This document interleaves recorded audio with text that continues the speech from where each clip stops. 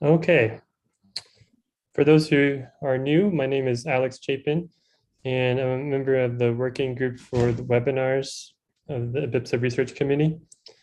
And today we are having a webinar about daylight and window view from Wan-Hee Ko. And I'd like to thank you for joining us today. Wan-Hee is an assistant professor at New Jersey Institute of Technology. Her research focuses on integrated analysis of environmental quality for architecture and urban design with an aim to improve occupant health, well-being, and productivity. Prior to joining NGIT, she worked as a postdoctoral researcher at the Center for the Built Environment, UC Berkeley, where she also earned her PhD degree in architecture with a specialization in building science, technology, and sustainability. The webinar is hosted by the BIPSA Research Committee, BIPSA USA, with the goal to share new ideas from research to the building simulation community. Later, I'm going to put a link in the chat. If you're interested in joining our research committee, you can use this link to express that interest so that you can find out more information about it. If you have questions during the webinar, please put them in the Q&A window in Zoom, and someone will respond to them if applicable, or they'll be addressed at the end. The presentation will be about 40 minutes, and we'll have time for questions at the end. And the host can unmute you to ask your question out loud, or we can just handle it through the Q&A window. Now we have Wan-Hee with her talk. Great. Thank you, Alex, for introduction. Hello, everyone. I'm Wan-Hee. As Alex introduced me, I'm with NJIT as assistant professor. I just joined this school this January. And then today I'm going to talk about some of the research project that I worked on while I was at UC Berkeley with Center for the Built Environment. I gave a similar talk to multiple different events, and I'm excited to give this talk to building simulation community and to get some feedback about what you think about this presentation, and then what's the future ideas on building simulation with around daylight and window view. So let's start with some general idea about the windows. So as you all know, window has been one of the primary design elements in architecture. And as you know, having a proper window indoors become more important during the COVID-19 pandemic era, as it's the primary mean for us to have a visual connection to outdoors, such as visual and sight circuit and stimuli and connection to other humans, and etc. And then there are quite a lot of scientific literature demonstrated that the positive effect of daylight and views on occupants, including improved health and well-being, cognitive performance and stress recovery, and environmental satisfaction and reduced comfort. And all those positive effects is not only applicable for one specific building types, as you can see in the photos, for healthcare building or learning environment or even office environment, all show daylight and view has a pretty good positive effect on human beings living there. Also, when we think about the economic value of the building, a good window view and daylight actually has positive effect on that. And from last year, there's a paper came out from MIT that they said better with daylight and views showed 6% effective rent premium. So we already kind of know that it's important when we decide where to live. So with all this positive effect of daylight and views in buildings and occupants and even real estate industry, something that I was thinking was we always thought of daylight and view all together And then not many studies shown that like how to kind of understand those two separately and assess separately, and then how to understand that more integrated way. So one of the reasons why we don't have that process was like we don't really have a proper definition that defines window view quality. So before we setting up that definition, our research team and myself, like, checked what's the definition of the view. And then from the Cambridge dictionary, that we were able to find the definition of the view is what you can see from a particular place. And then it's the very important concept here is more like what you see. And then it's also dependent on where you are located within the space. And then when we think about that, like the definition, overall definition of the view for the built environment, we found that like there's a book written by Trigg and Jen Wilson that they explain it like views in inside of buildings occur when daylight or light reflects off outdoor surfaces, and this visual information is transmitted through windows. So it's kind of show that like without the daylight or light, we cannot even see the views. So daylight and views are heavily intercorrelated. But then the thing is like in the building standard or other simulation software, there's not many aspects that we think two different entities separately and assess separately. So if we cannot assess the window view quality separately, then we cannot really, like measure or analyze that one to utilize that effect into the building design process. So that was our research team's claim. And as you can see the photos, like there's like, as you can see, like the view and daylight always comes through the window together. Sometimes it has better view than the daylight effect, but sometimes the view effect is minimal, but then the daylight is much more, creating the contrast and then the pattern quite well in the building. So it's really like interesting relationship between those two. But for this particular study that I'm gonna present, it's gonna be focusing on the window view. And then we're gonna talk about what's the definition of the window quality later time of this presentation. So very first study that I'm gonna present to you is about an experimental lab study that I did. So my research question was, what is the impact of having a window view in workplace? So even though many benefits from the window views have been recognized, this research is often conducted using images rather than a real window, or in a field study setting where lighting or thermal condition is not controlled. So our research team conducted a lab study that evaluates the impact of having a window view in workplace while tried to controlling the daylight effect as a minimal. So here is some background of that lab study. So while assessing the effect of the window view, we considered the concept of the multi-sensory system. As you can see in this diagram, human perceive the environment through a multi-sensory system, not only like the visual system, there's like a scent, and there's like acoustic aspect, and all these five senses work together, and then we perceive the environment surrounding us. But among these multiple sensory systems, human vision is the most dominant sensory system.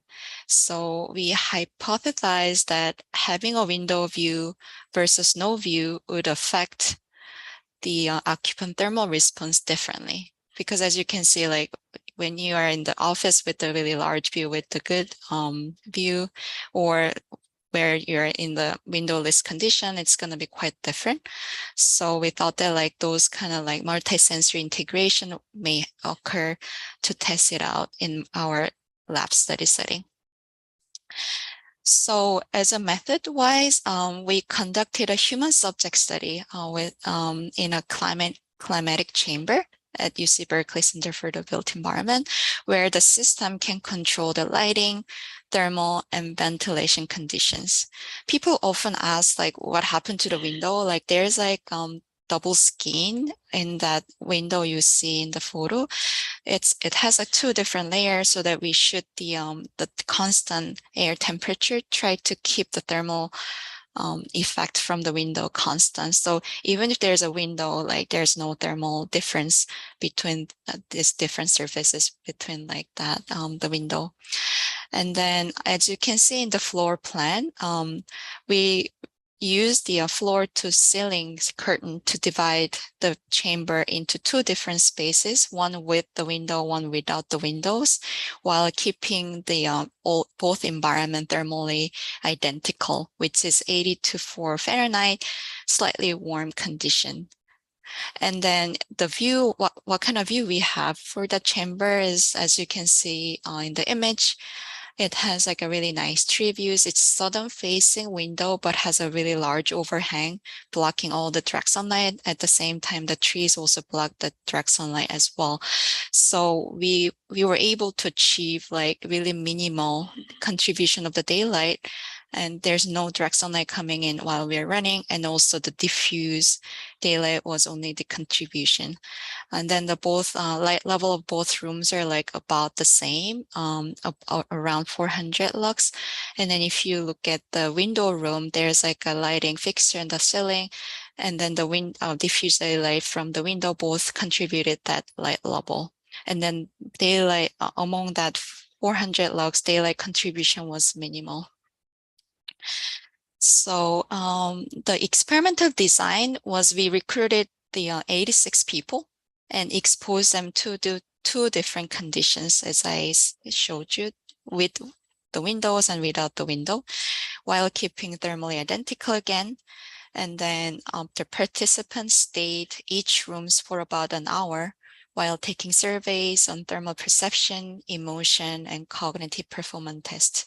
So it was like a back-to-back 2-hour test, 1 hour in the one condition, and then after the 10-minute break outside of the chamber and come back, and then they exposed to 2 different conditions.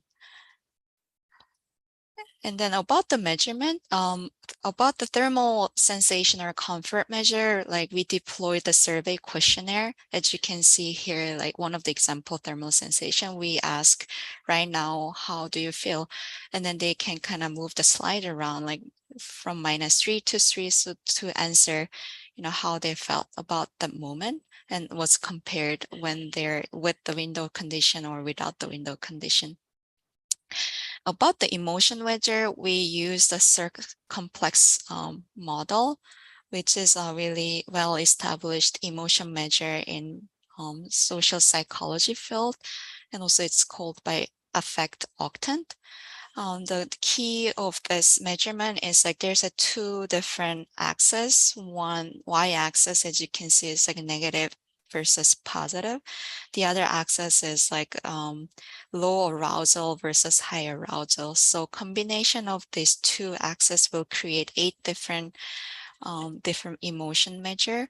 So we kind of chose like 3 adjective to represent each octant, and then we ask how they feel at the moment for all those 8 different measures and compare it. So the third one was about the cognitive performance tests. Some people ask me about how you measure the cognitive performance, and it's more like a computer game. So there's a different construct you can measure in terms of human cognition. And then I'm just showing 2 different like a test that we deployed, which is working memory test as well as concentration. So if you achieve higher score, you focus more and like, your working memory worked better than the other time. And then the last measure we did was creativity performance test, which is about the alternative uses task. It's a simple task that you just give common items such as newspaper and then ask people in the limited time that if they can think of any other alternative use for that item. So for example, for a newspaper, they can kind of start the fire or wrap the garbage and swat the flies and stuff like that. But we give like really limited number of times so that they can be really try to be creative to come up with the ideas. And then the number of the original answers they created within the limited time, that score was considered to be like high. If it's higher number, then that's higher creativity that score. So that was a measurement we did. So I did a lot of like, like a stat analysis or like a graph visualization in my scientific paper. But in this seminar, I just wanted to summarize the result because that's more exciting part for you guys to hear about. So the first result and most exciting finding we had was with the window, people felt cooler. So if you remember what I said about the experimental setting, it was like slightly warm ambient condition, which is 82.4 Fahrenheit and approximately 1.3 Fahrenheit or a degree C. People felt lower that much, even though the thermal condition kept the same. Only difference was the window, having a window or not. And then 12% more people felt thermally comfortable, even though the thermal condition is exactly the same. And then when we try to understand what's the energy implication of that thermal sensation difference, then when we ran quickly simple building simulation in energy simulation in San Francisco building, we were able to quantify that effect as an 8% reduction in cooling energy and 6.5 reduction on total HVAC energy for that specific case. So we can see that with having this window, like make a people feel cooler, and then they can kind of like indirectly related to the energy saving potential. And then also like when we look at the emotion measure, like people say they felt happier, they showed increased positive emotions and decrease in negative emotions. And then also people say they're more focused. And then when we kind of analyze the quantifiable effect, we saw that 5 to 6% better working memory and concentration. So we found that with the windows, people felt all those positive things related to comfort, thermal comfort, or like well-being, or like their productivity.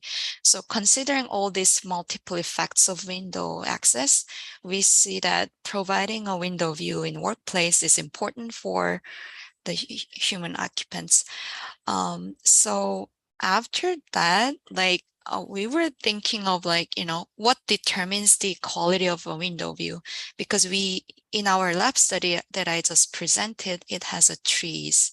So of course, like we all know intuitively, like tree view may be good.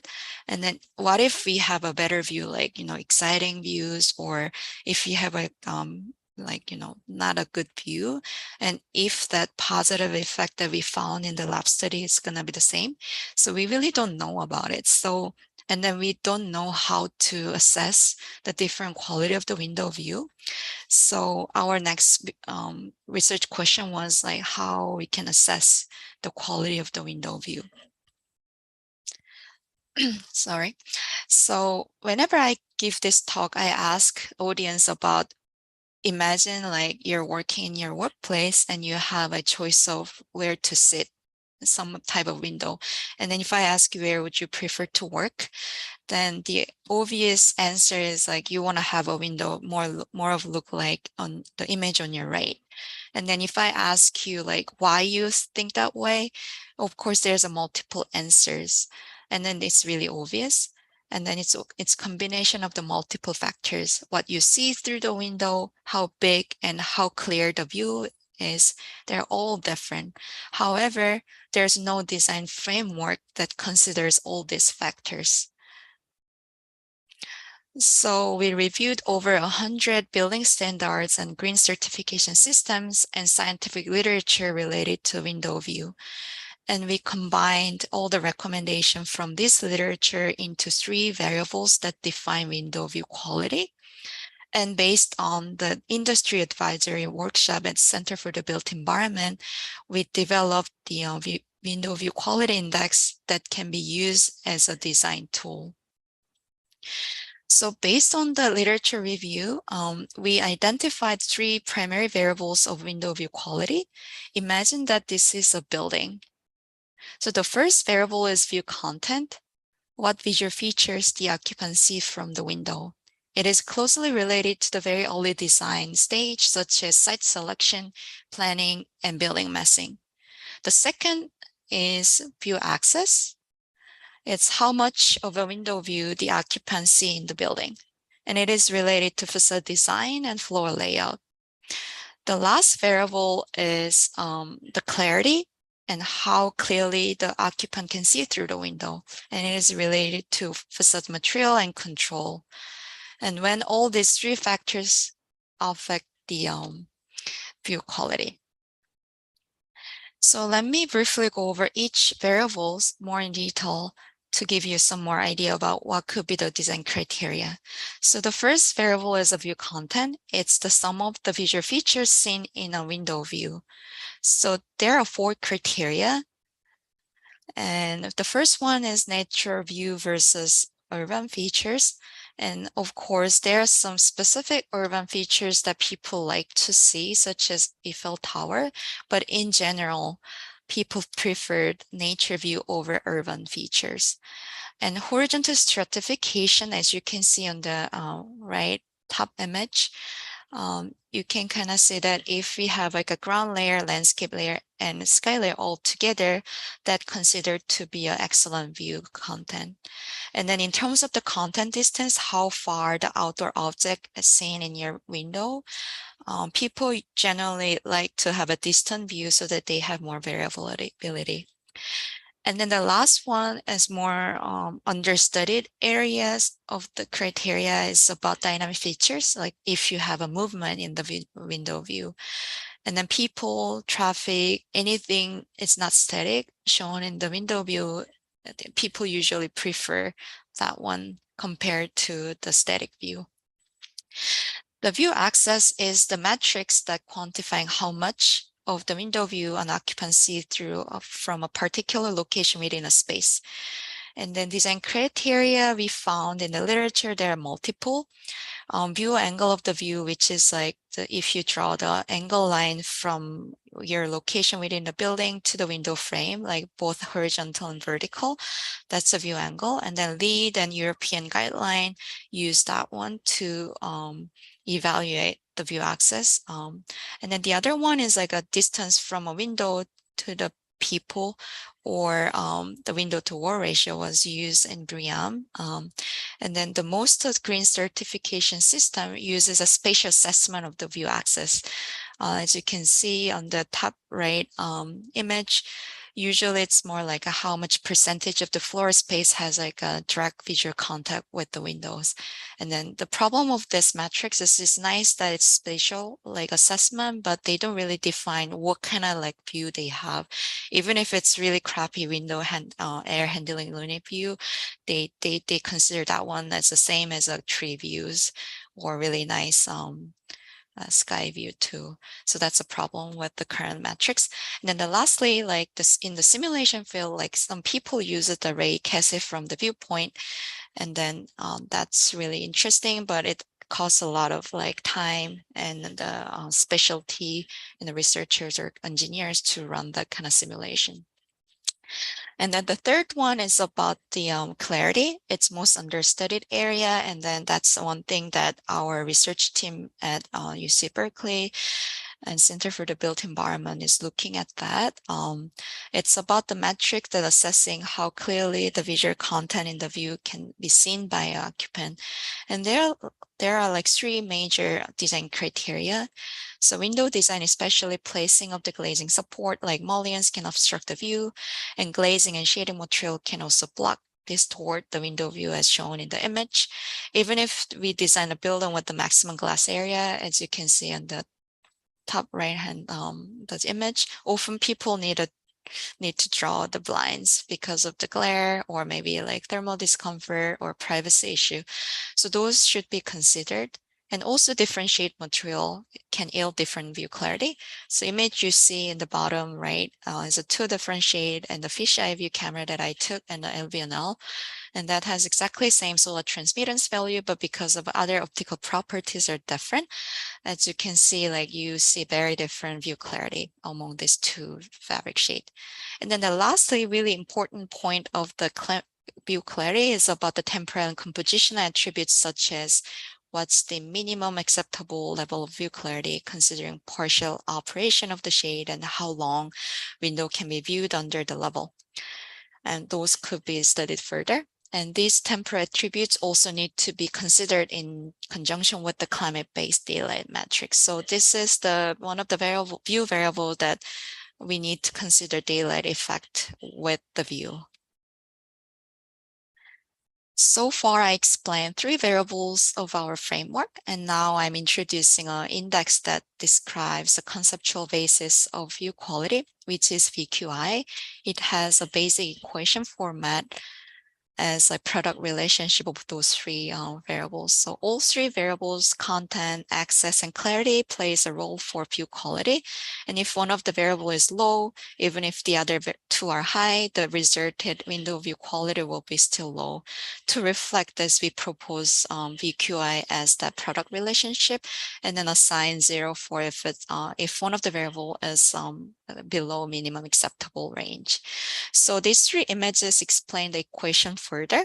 So for the first image, if your view content is like low quality, which is a nearby brick wall, the occupant would not be satisfied even if the high level of view access and clarity. By the same token, if an occupant sits far away from the window, which you can see in the middle of the image, which is like insufficient view access because it's too far, even though the view content or the clarity is high, it's not going to be satisfactory window view quality because like we cannot see much because it's too far. And then similarly, if the view that constantly require like, like a shading device to protect the occupant from the glare achieves a little view clarity and therefore efficient view quality. So in our paper, like we kind of like organize our equation driven based on the literature review and theoretical background, have like some of the mathematical formats. So first, the view content having like, if they have a sky layer, like landscape layer, and then ground layer, and then how that modify with the other criteria like content distance, or if they have a nature versus no nature. And then it has all the criteria like I explained. And then the view access it's really about what's the minimum threshold and the saturation point. And based on those range, we can set up like 0 to like 1, and then we can assign those values. Same for the clarity. And then about the weighting, like so in our paper we presented as a equal to all, but of course for some specific building types which require more higher view content, maybe designer can like put more weighting for the content compared to the other. But since it's like a product relationship, all those 3 coefficient, the product of those 3 coefficients should be 1 to keep the same range. So using that equation format, the index, this figure shows how VQI can be calculated across different window views using 4 labels: insufficient, sufficient, good, and excellent, following European daylighting guideline. And as the green bar shows, it ranges 0 to 1. And you can see that if one of the variable is below minimum, which like the case that I explained before, the overall quality of the view are rated insufficient. And if the view has all 3 layers and natures with the good access and clarity, which is on the image on your left, it will achieve the excellent rating. So what is the contribution of this paper? So our framework provided concise design recommendations, and we developed the VQI model, which has like mathematical model, and it was discussed more than 150 architects and practitioners, and it was published as a peer review journal, which is Lucas IES Lighting Journal. And with the framework, designers, engineers can kind of create a built environment with the quality views. And then also with the quality views that we create, we can improve the comfort and well-being and health, and also the productivity, increase the productivity. And then the research point of view, like it was very first holistic design framework, and it was built upon comprehensive literature. So with that paper, like having one paper is not going to solve all the problem. And then we kind of thought that it would be nice to promote that findings and framework so that we can kind of have enhancement in global interest and understanding on benefits of the view. So View Glass, the EC Glass company, as well as the PG&E and Center for the Built Environment supported that. So we organized a virtual symposium and in-person workshop. So for the virtual symposium, it was focused on the view research and design practice. So we had 3 different panels, one for more like empirical research findings from different like a discipline. And then the second one is more within the architecture domain, like how the researchers or professors like develop the design index to evaluate the window view quality. And then the last panel was like the practitioners who actually develop their own tools to analyze a view assessment already, even though there's no guideline exists. But for the client asked for them to analyze, or their project is really important to think about it, so they already deployed those aspects, and then they shared their findings there. And then complement to the virtual symposium, we also organized an in-person workshop to engage more building science and design communities in the view research. But since it was under COVID time last year, so we were only able to recruit a few people who were willing to travel to Berkeley, as you can see in the photos. But then still it was pretty good. A discussion came out. We defined the window view quality and reached some consensus around like, what should be done and what's the view variables. And we developed the position statement out of this workshop. And then we invited other researchers and designers in the world to sign on if they agree with our statement. And then 54 people signed on. So let me just briefly summarize what we talked in the position statement. So first, like we defined what's the window view quality. Like I kind of briefly mentioned about the definition is important, and then we don't have like enough definition about it. So in the position statement, when we had more researchers and these designers to discuss about, we define it as a quality of the visual connection to the outdoors that satisfy building occupants.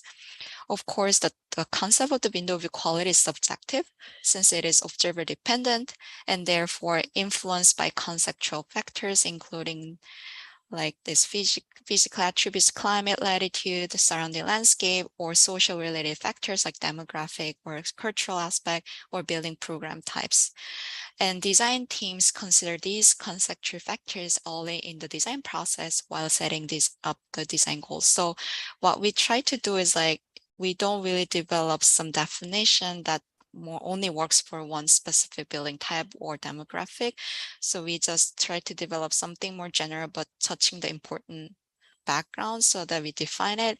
And then we kind of acknowledge that there should be the conceptual factors need to be adjusted in the design team.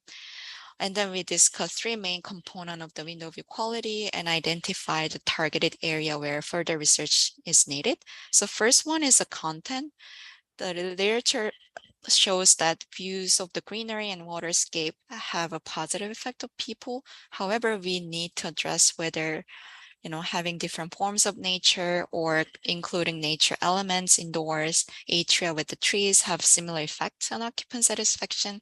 It's also related to biophilic design aspect. And then window views that include aesthetically pleasing but human-made elements, which I'm showing the photos here, such as those containing art, architecture, or landmarks, should be also studied further to be included in the view quality framework. And then the last one is about the dynamic scenes that draw our attention. I more often preferred over static views I mentioned before, but however, excessive dynamic can be distracting, and future studies needed to understand the desired balance of the movement within a space, considering the scale, frequency, and periodicity. And then for about the axis, the second variable, amount of the window of view, although the standard suggests the metrics mentioned earlier, there's no unified assessment method to quantify access. So while this is existing indices partially capture the amount of the views available to occupants, further empirical studies are required to validate their efficacy and applicability. So there are some things like, we don't really know like a location of the observer or what's the viewing direction. As you can see in the photos, like there's two different viewing direction, and if it's the same effect on people or not, those need to be answered. And then there should be like some spatial evaluation metrics like proposed by the other researchers. How we can kind of aggregate the view access of the space is important.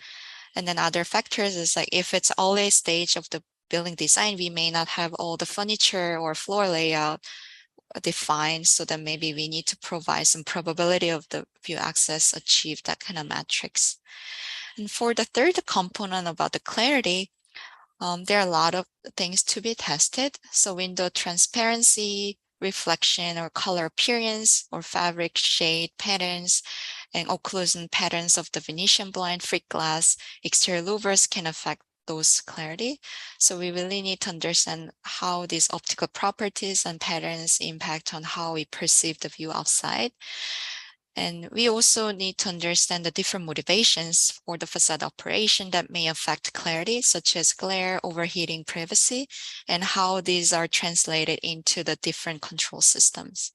And other factors require further investigation in view clarity study, including minimum viewing distance, what kind of outdoor view combined with the facade material will kind of transmit different quality of the view is also interesting part. And the veiling interior reflection, as you can see on the last image on the right, that's there are a lot of reflections sometimes, and then that should be considered. And also maintenance of the facade system will obscure the clarity. And then while the factors determining the overall quality of the window view are complex, it is also important for the designers and consider the balance among the three variables: content, access, clarity. So assessment tools should be more flexible enough for the design team to adapt to variables that meets design requirement. And we need to balance among these primary variables. And then also we need more empirical research to support each variables and the integrated assessment. So we don't have enough empirical findings so to build up a lot of different metrics or simulation software out of it. So the last one that I wanted to quickly show, how can we integrate the view quality into building simulation process? So this is like the diagram that I showed, just three different variables. So I can categorize that there are three different methods that you can simulate the view quality. So first one, more related to view content or site planning or building massing stage, it could be the image-based analysis. The second one is about the view access. That could be the spatial analysis. And then the last one, the view clarity, could be related to the temporal assessment. And then for the image-based analysis, there's like a one really interesting paper that Wenting Lee and Holly Samuelson from Harvard looked into this research method. So they use this satellite imagery to create or simulate what kind of view we have, even though there's like a no building or no photograph exists. So we can select the viewpoint and then select the field of view, and then you can actually get that data. So they provided this comparison photos, like, they took the on-site photos and the top row images, and then when they run it with simulate that satellite images result is pretty consistent. And it's actually pretty good. So designers or engineers can use this method in the early stage of design. And this can be done more like parametric image from 6 images exporting from the satellite image, and each one has like 60 degrees, so that it combined all these 3 as panoramic view. And we can visualize the view through the different windows after exporting the view images with the correct field of view from that software.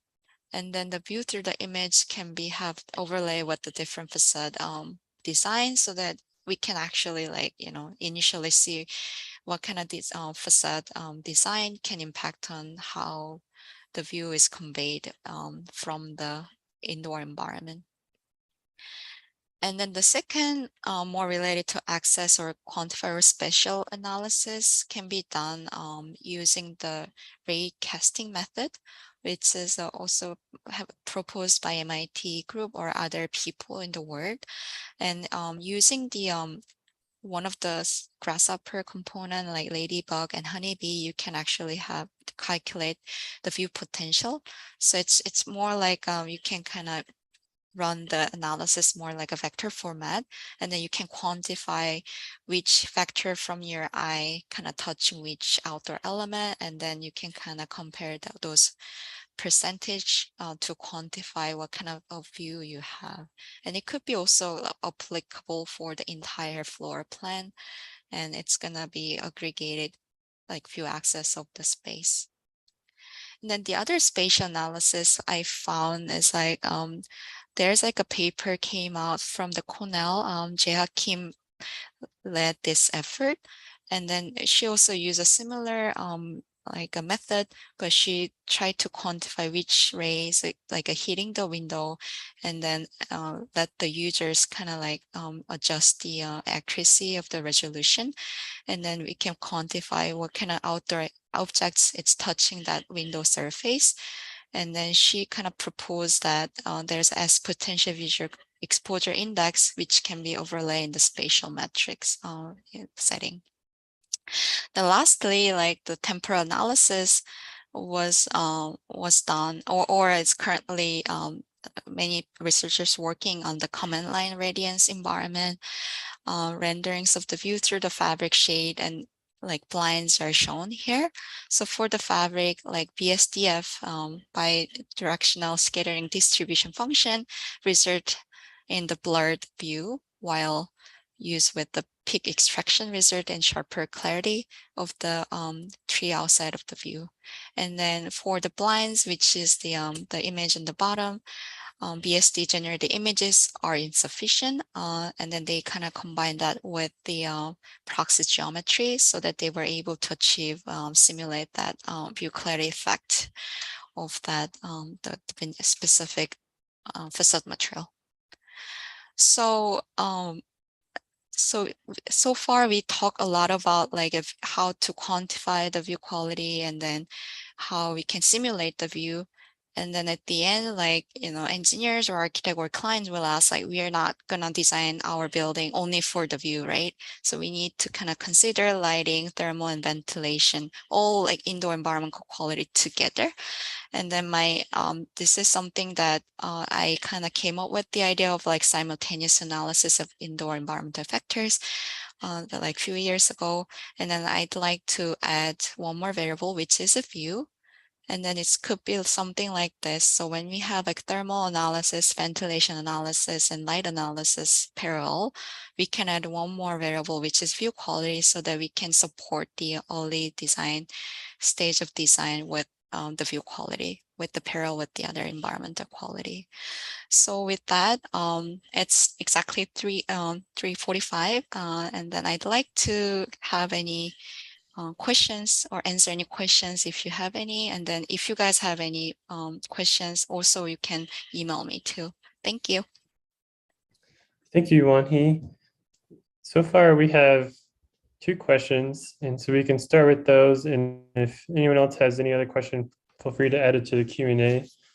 And when I get to your question, I will go ahead and unmute you in case you want to talk. And you can let us know whether you want me to read the question or whether you can just go ahead and go to it. So first off, we have Masumi Hagani, I believe. And let me find you in the list. Okay. Let's see. Would you like to ask your question?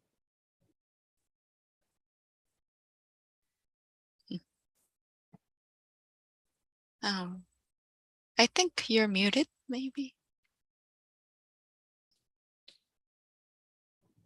Okay, I'll go ahead and ask the question. Feel Yeah. free to jump in if you like. Her question was about the same population or sample population. How did you find that 86 of participants would be enough for the reliability of the results? Oh, so that one, I didn't present about the statistical analysis part, right? Because it's too much to present in the 45-minute presentation. I can send you the paper. We did do some power analysis before, and then we were able to quantify it's around 100 participants should be good part. And then we were able to like find that like we tried to recruit like 100-ish, but there are some data that we missed, but we were able to find like statistical significant with the 86 people, and then the effect size was good. So when you run the statistical analysis, if you have a good power, which is 0.8, and then also like effect size is also like making sense, then I think you can kind of see that that's the correct number. Of course, if you add more people, you will have more strong, like, how can I say, like the conclusion that, yeah, this is exactly same. But 86 people was enough for the statistical power and then the effect size calculation. Yeah. Thank you for that. Next, we have Nathaniel Jones. Nathaniel, I assume you can ask your question. Hey, I hope you can hear me. Yeah. Mhm. So I'm curious if there's any connection between view quality and energy use. And I'm wondering, in particular, if the view quality metric encourages having a view to nature, does that encourage people to build on virgin land or to build tall buildings or otherwise create buildings that are poor energy performers? I mean, that's really interesting question, and I think there's no right answer for that, which is good question. So I think like there's a few papers came out recently. They look at the how we can optimize the process and what's the trade-off between that. And then there should be some like, like a comparison. There's no answer for like if the view is always bad for the energy effect. And then, we should look into more like a parametric setting, and also like one in the, urban neighborhood or one in the suburban. I mean, I don't know if I answered the question, but there's no correct answer for that. So yeah. All right, thanks. Thank you, Nathaniel. Next, we have a few questions from Jothis Anand. He had about 3 questions, or I guess 2. So I'm gonna go ahead and allow him to talk if he's available to do that. Yeah, thanks for that. Thanks for the presentation. I have 2 questions regarding the results section on page 11. Could you Page please go 11. to? Yeah, I can go there. Let me. Okay, go there. 11.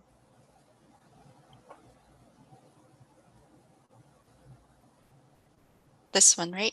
Yeah.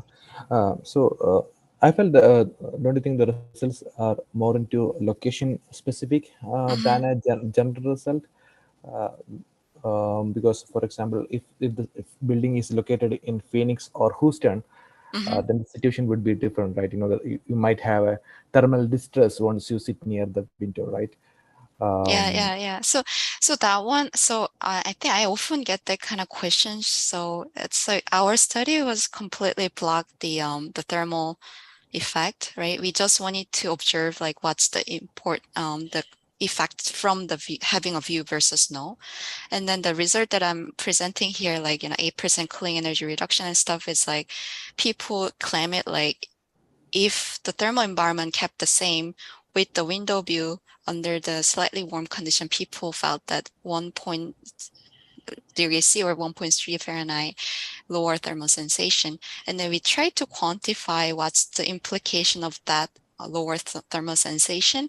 And then when we ran the energy simulation using the medium DOE reference building and located in the San Francisco, we see that 8% cooling energy reduction and 6.5 total of HVAC energy reduction. So like you're saying, if we ran that energy model in Phoenix, might be different. Yeah. That reference is more like specific to the building in San Francisco. Okay, yeah. So my question, second question is, thanks for the answer. So the second question is, for even for the same location, San Francisco, if there is no tree, how do you think it impact on the glaring issue of the people? Yeah. So that one is, I mean, it's really relevant question. It's important. So we need more research to quantify all those factors. So like I said, like in the lab study we did, it was like a tree view really close.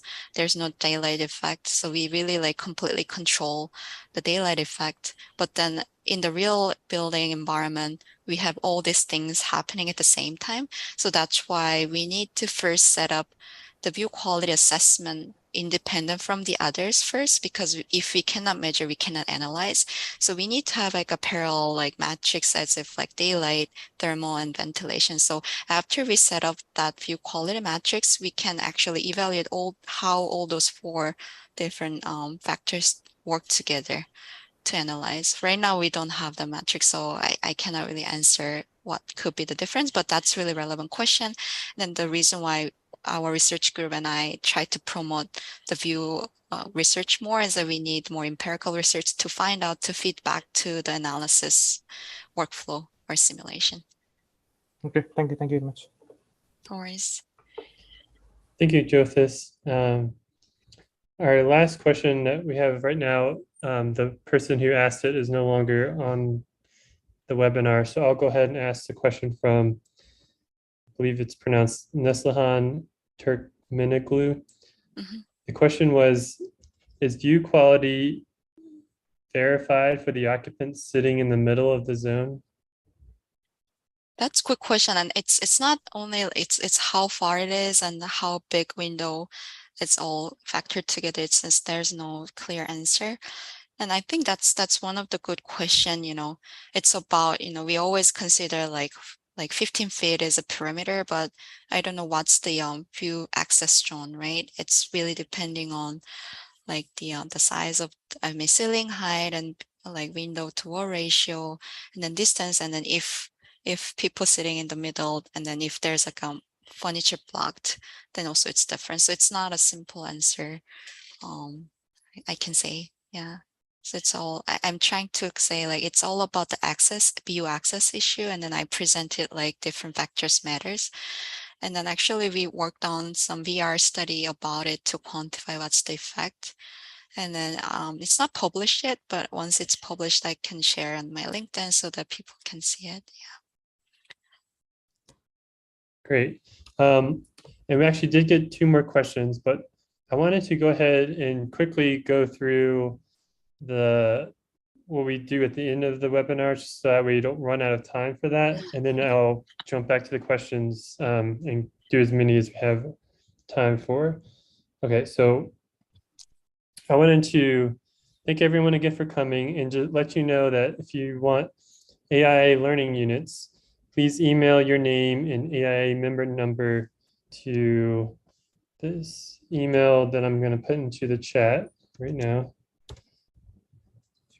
You can email that, and then again, I put in the chat earlier a link for a forum if you're interested in joining the research committee for BIPSA USA. And let's see, I want to mention the recording of this webinar is going to be available to BIPSA members on the BIPSA USA Education on Demand website. And I think that was all of that. So just wanted to get that out of the way. And the next question we have is from Jongki Lee, I believe, and I'm going to give you access to talk if you would like to ask your question.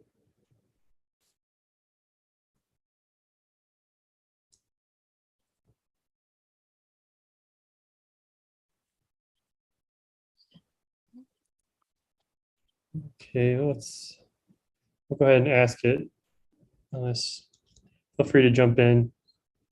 The question is, in terms of the last item, did you find a relationship between ventilation and view quality, or Oh. energy and view thing? So the last one is more like the framework that should be done in the future research. Sorry that I was not like clear about it. Like that's something that once we develop the solid view quality metrics, then we can move on to that ideas. It's not that like I have done like the comparison work yet. So thanks for the question. Thank you. Okay, and then next question is from, oh, okay. Next question is from Gaurav Mehta, and I'm allow you to talk here. Give you a second, see if you can figure out the microphone.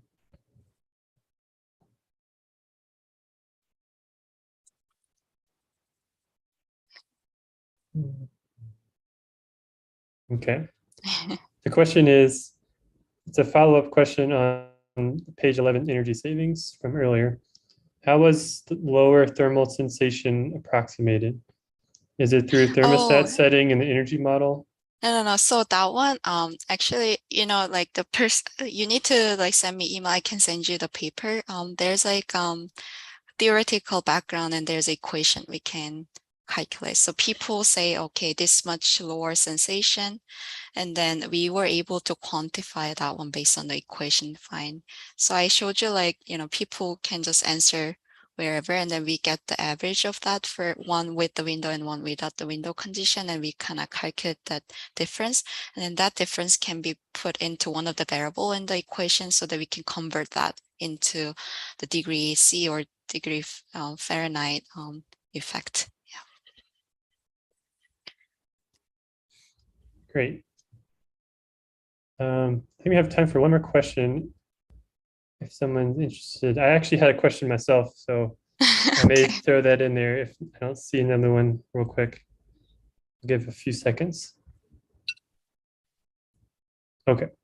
My question was, I guess it's more of a suggestion for future research. Sure. Yeah. I've always thought it'd be interesting to look at like a simulated view or like a high definition TV or something. I've seen people who've come out with like products where it's like a fake window, Right. and it's either a like loop recording of something, or maybe even you could have like a camera outside the building and you actually show a live feed of what's going on. I was thinking about that when Nathaniel asked his question, because I think there's definitely a lot of, as you saw in your research, there's a lot of benefits of having good views, but then there's a trade-off between that with thermal comfort from like Right. solar Yeah. glare and heat gain and all this stuff. So I was just thinking it'd be kind of neat to see if you could, if it's Quantify that. Yeah. If like, yeah, if a fake view would still actually give I mean, there are a make people few, happy. actually, there are a few papers. Actually, if you go to the hospital where you cannot have a window, they usually have something. I mean, like there are some few papers look into it and they claim it all like it's just more of the same, but all the researchers think that maybe it's not true because it's like, you know, there's so much things happening in the window. It's circadian stimuli, their dynamic stuff, and also color temperature difference and everything. So it's really hard to say it's gonna be the same, but of course, different like artificial window will create different aspect. And certainly it's better than nothing, but it cannot be replaced by the window. That was a little bit of the consensus among the researchers. Yeah. But thanks for the Okay. question. And it's Yeah. like 4 p.m. so I need to jump. But Yeah. if you guys have any more further question, there's like my email, right? It's my name and then njit.edu, so I can share that one. I don't know, it's kind of stuck. Okay. So I mean, just email me and I can send you my paper, or we can have more discussion, because this is an emerging field and there's a lot to be done. So any question or idea will be appreciated. But thank you so much for inviting me, and it was fun. Yeah. Thank you again. And thank you for everyone that joined us today. Thank you. Bye-bye.